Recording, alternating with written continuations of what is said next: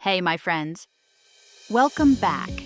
Take a slow breath with me, because today's lesson might make you smile, cringe, and learn something really important about real-life English. I'm Mia, and you're here with me at EchoMind English Planet, a place where we learn English the way people actually speak it, not the way textbooks pretend people talk.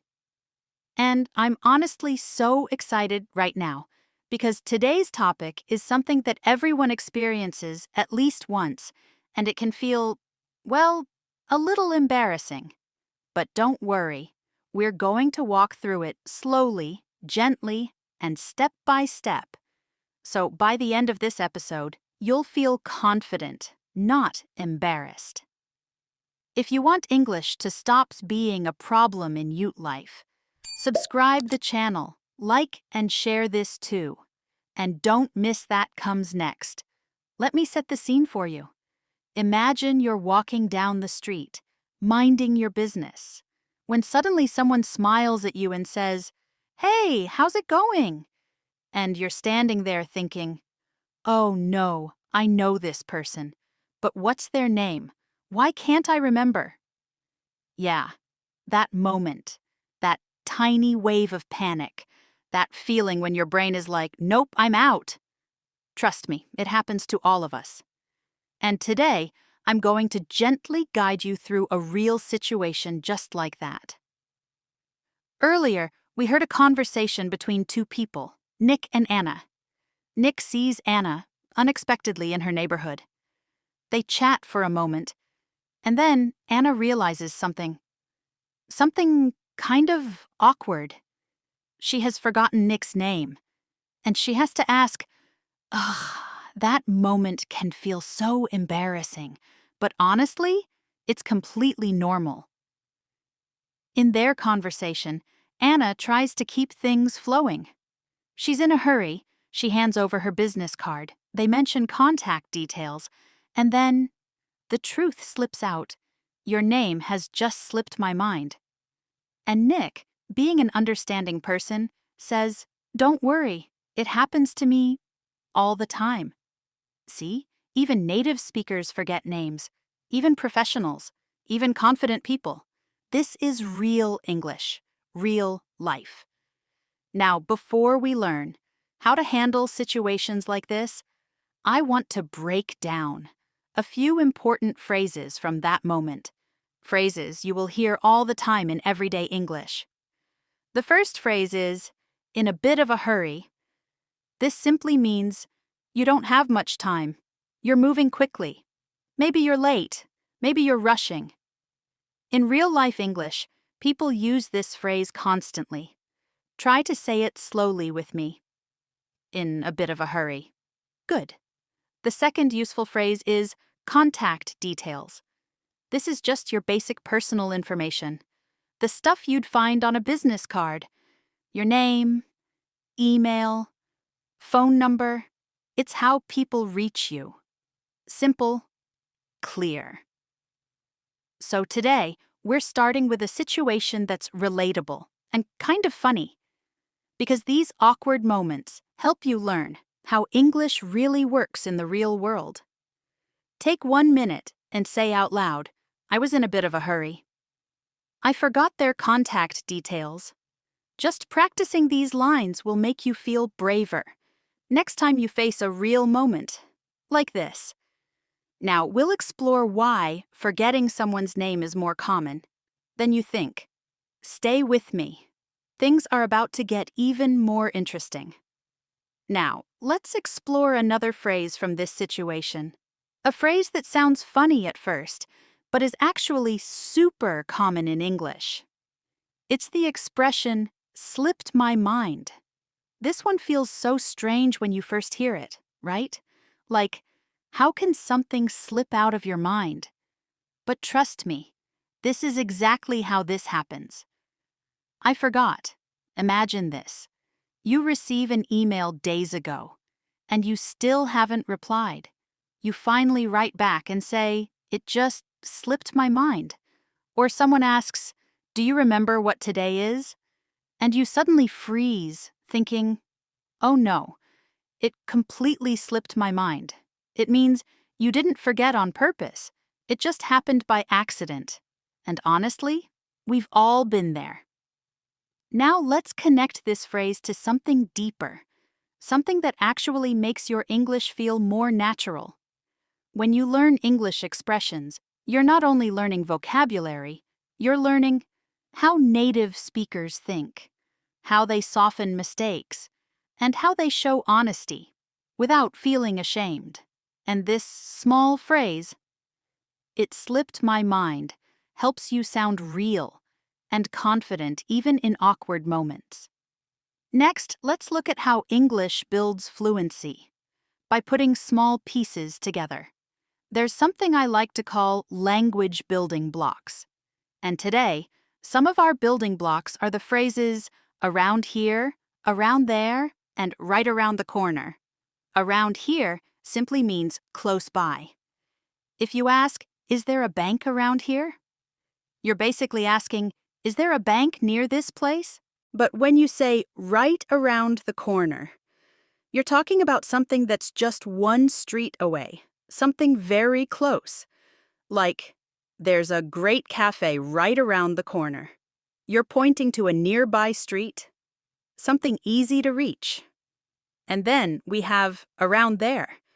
This changes the meaning a bit. You're talking about a general area, not a specific spot. For example, "I used to live around there." You're saying you lived near the place being discussed, not exactly in it. These phrases are tiny, but they're powerful. They help you describe where things are, where people live, and how close something is, all using simple, natural English. Now, another phrase we absolutely need to talk about is terrible with.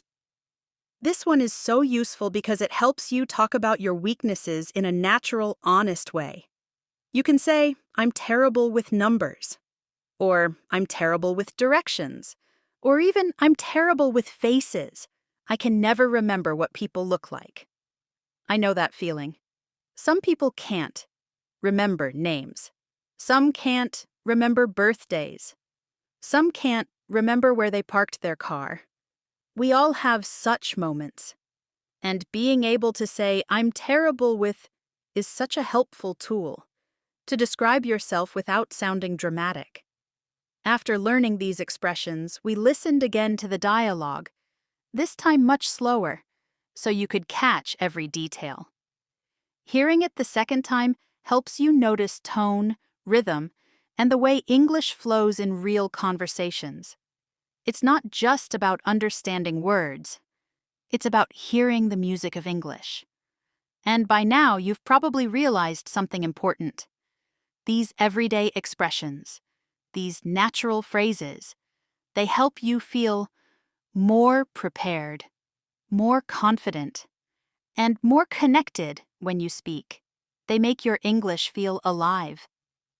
Right now, try to make one simple sentence using one of today's new phrases. Maybe, "It slipped my mind," or "I'm terrible with." Say it out loud. Let your voice get used to it. You know, forgetting someone's name is one thing, but forgetting a family member's name? Oh, that's a whole different level of awkward. I remember a moment.